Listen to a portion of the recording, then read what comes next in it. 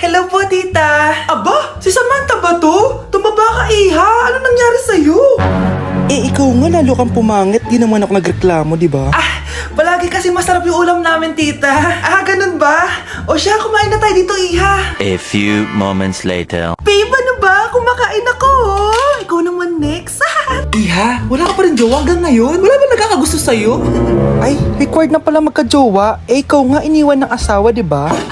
Study first mo kasi ako. Sus, narinig ko na yan, Iha. Anay, ano pong luto to? Tinola yan, anak. Di ba ang sarap? Ako pa ba? Ay, tinola pala to, tita. Akala ko kasi sinigang, ang asim eh. Walang yatong batang to ah. Ganun ba?